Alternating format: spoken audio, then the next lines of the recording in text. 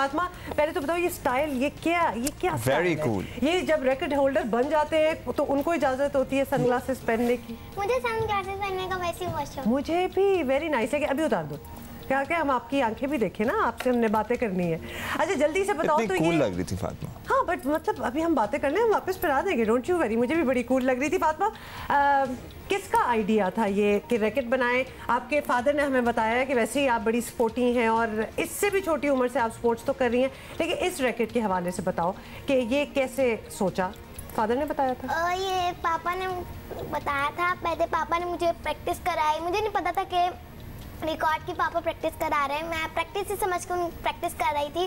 तो फिर पापा ने जब मेरी अच्छी प्रैक्टिस हो गई, 2 मंथ्स कम से कम मैंने किए थे, तो फिर 2 मंथ्स में मेरी परफेक्ट हो गई थी। तो फिर पापा ने बताया कि मैं चाहता हूँ कि आप वर्ल्ड रिकॉर्ड बनाओ। नहीं तो ये रूटीन की बात है कि बस एक दिन कोनिया मारे जा रहे हैं, एक दिन घुटना मार रहे हैं, एक दिन पंचेस मार रहे हैं, ये कब से चल रहा है सिलसिला? कुछ याद है? बचपन से ही बिल्कुल? अभी तो वैसे बचपन जब मैं 3 इयर्स की थी तो मैंने ये मार्शल आर्ट शुरू की थी, लेकिन जो पापा ने सही से प्रैक्टिस कराई थी वो 5 इयर्स में थी। तो ये तो आप बड़ी खतरनाक भी साबित हो सकती हैं स्कूल में दीगर बच्चों के लिए और गली में दूसरे बच्चों के लिए, कि कभी किसी ने कोई शरारत की तो पता है जी फातिमा तो मार्शल आर्ट्स जानती है। गली में पहली बात मैं खेलती हूँ नहीं, घर में खेलती हूँ। क्लब में जैसे आप जहाँ प्रैक्टिस करती हैं वहाँ पे कोई पंगा शंगा? मैं नहीं मारती। पंगा शंगा क्या बच्चे को पंगा? ये हम नहीं ऐसी बातें कर रहे। स्कूल में भी कोई नहीं लड़ाई हुई किसी से? ये तो सबसे अच्छी बात है ना। हाँ, कोई आपसे डर के भी कोई लड़ाई नहीं करेगा वैसे तो। अच्छा एक बात जो कि बहुत से लोग देख रहे हैं, और फातिमा 7 साल की हैं बाय द वे, तो बचपन इनका था जब वो 3 साल की थी, तो बचपन से ये कर रही हैं। तो फातिमा ये बड़ा मतलब वो काम ये है कि जो कि थोड़ा सा बोरिंग भी हो सकता है ना, मतलब दिल चाहता है आपका कि कोई टीवी देखे इंसान या कोई और गेम्स हो, तो आपको और भी चीज़ों का शौक है या फिर स्पोर्ट्स ही आपकी चीज़ है? मुझे स्पोर्ट में ही मजा आता है ज़्यादातर। तो और कोई दीगर ये मार्शल आर्ट से स्पेसिफिक या फिर क्रिकेट या फुटबॉल इस तरह की चीजें भी पसंद है? रैप करने का बहुत शौक है, मुझे सॉन्ग बनाने का कुछ शौक है। मैं रैप खुद से बनाती हूँ, सारे रैप मैंने खुद से। कोई बनाया है? कुछ सुनाओगी? मैंने कल ही न्यू बनाया है। अभी सुना दो, क्या ख्याल है? भाई राशिद साहब सॉरी, हमने आपसे भी गप्पे लगानी थी, लेकिन गप्पे तो आपसे भी लगानी थी। कंपेनियन मिल गया बातें करने के लिए, तो आपसे हम थोड़ी सी इजाजत लेंगे। ऐसा करते हैं, टाइम देते हैं कि वो अपना रैप जरा प्रैक्टिस कर ले। तो और ये ऑरेंज हनी प्रैक्टिस है, रेडी हो? मैं आपको बना लूंगी। सुना, रेडी हो? चलो सुनाओ भाई। चलो ठीक है, रेडी हो तो फिर रेडी हो। हाँ स्टार्ट है।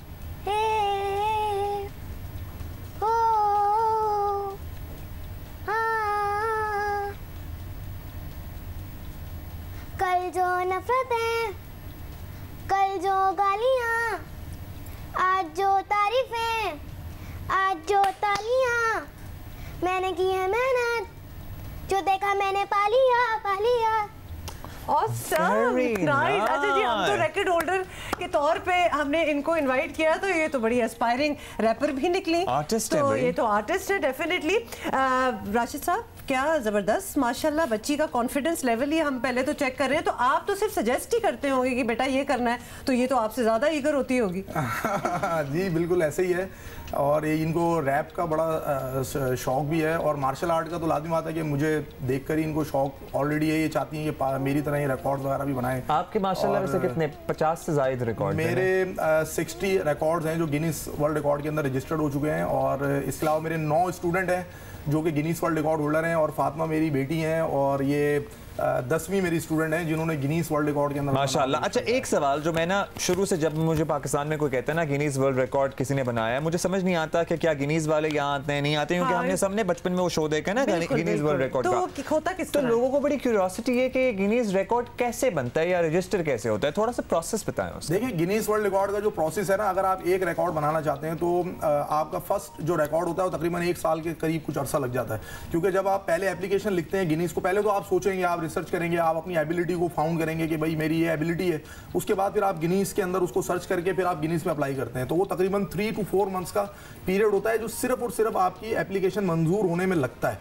उसके बाद फिर वो जब आपको एसओपीज भेजते हैं, फिर आप उसके मुताबिक जो है वो अपनी शराइत भेजते हैं, फिर उसके मुताबिक आप उस रिकॉर्ड की प्रैक्टिस करते हैं। जैसे मिसाल के तौर पे फातिमा का जो रिकॉर्ड था, बहुत सारे लोग आपने देखा होगा कि फातिमा अपनी वीडियो के अंदर सिर्फ एल्बो टिप मार रही है। अगर वो इतना हिस्सा अगर एल्बो का 3 या 2 इंचेस का अगर अपना वो मारती हैं अगर या 4 इंचेस तक अगर मारे तो रिकॉर्ड डिस्क्वालीफाई हो जाता। तो इसी तरीके से फिर वो कैमरा उसके अंदर क्या जजेस होंगे, इसमें रीटेक्स होते हैं या फिर एक ही? नहीं, पॉज कहीं पे भी नहीं आता है वीडियो के अंदर। ना वीडियो के अंदर पॉज आता है, पूरा जो एक माहौल होता है वो आपको करना होता है, मुख्तलिफ एंगल से कवर करना होता है।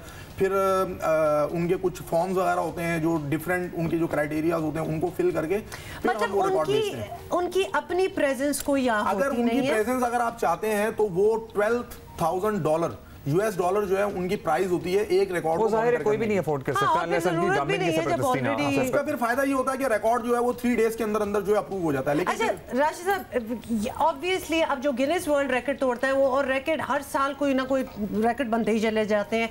आपने रिसर्च की होगी कि फातिमा किस रिकॉर्ड को करने के काबिल है, ये आपकी अपनी रिसर्च ऑलरेडी होगी ना, क्योंकि इतने 1000 किस्म की कैटेगरीज हैं।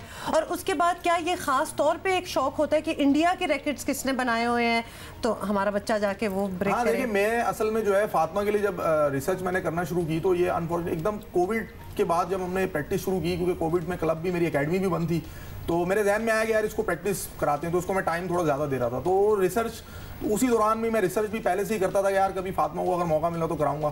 तो जब कोविड के अंदर बेसिकली मैंने इसको प्रैक्टिस कराई तो इसका टैलेंट सही मानों में जो मुझे इसका टैलेंट समझ में आया वो कोविड के अंदर ही आया, क्योंकि इसको भरपूर टाइम मिला और स्टूडेंट थे नहीं, मैं और फातिमा होते थे घर पे सारा दिन। तो उसके बाद फिर मैंने इसको जो है ना इसके लिए रिकॉर्ड किया। आपकी बच्ची की क्वालिटीज, एक तो ऑब्वियसली बड़ा पेशेंस भी चाहिए कि लगे हुए हैं इसी काम पे, वेराज अभी हम बात कर रहे थे कि लॉकडाउन में लोगों ने सिर्फ वेट पुट ऑन किया और किया क्या है। नेचुरल एबिलिटी भी तो होती है ना। बच्चे को डिसिप्लिन करना ये भी एक बड़ी बात है। मतलब आज तो पढ़ाई के लिए नहीं घंटा बैठते, लेट अलोन के है ही डिसिप्लिन का है ही गेम। अच्छा फातिमा, पढ़ने पे भी दिल लगता है या फिर ज्यादातर दिल चाहता है कि बस मार्शल आर्ट्स करती रहूं और यही काम करूं? पढ़ाई में भी दिल लगता है। वंडरफुल। और इतना माशाल्लाह इतना कॉन्फिडेंस कैसे आया है? ये कॉन्फिडेंटली मैंने बहुत सारे बच्चों को टीवी के ऊपर बैठ के बात करते हुए नहीं देखा, तो ये मामा की तरफ से आया कॉन्फिडेंस या पापा ने जरा ज्यादा सपोर्ट किया? पापा को देखती थी मैं टीवी पे, मैं पापा प्रोग्राम में जा रहे होते थे तब मुझे उनको देख देख के आ गया। तो बस आपने सोचा कि मैंने भी पापा जैसा बनना है, कुछ रिकॉर्ड बनाने और टीवी पे नहीं आना है। उम्र में अगर रिकॉर्ड बना लिया तो आगे अभी से कॉन्फिडेंट हो जाए ना, बहुत सी बातें करनी है। जल्दी से बता दो कि आगे क्या करना है, कौन सा रिकॉर्ड ब्रेक करना है? अभी मैं पापा सोचेंगे कि मुझे अभी कौन सा करना है। मैं अभी तो फिलहाल मेरे इंटरव्यू चल रहे हैं, अभी मेरे लिए बहुत मुश्किल हो जाता है, पापा को भी। अच्छा ये ऑरेंज बेल्ट ये तीसरी बेल्ट होती है या चौथी होती है? ये थर्ड बेल्ट है। तो इसके बाद फिर क्या होता है? फिर ब्लू होती है, फिर ग्रीन होती है और फिर ब्लैक। तो मेरा ख्याल है आपने तो अगले 1-2 साल में सारी बेल्टें कंप्लीट कर लेनी है। हाँ, हमें ऐसा शक है, हमें लग रहा है कि इस किस्म का होना है। और अब्दुल्ला आपको तो मैं सोच रहा हूँ कि मेरा एक छोटा सा बेबी है हुसैन, मैं आपके पास भेज दूंगा। पापा तो जरा हार्ड ट्रेनिंग कराएंगे, आप उसे ट्रेनिंग कराइएगा, ठीक है?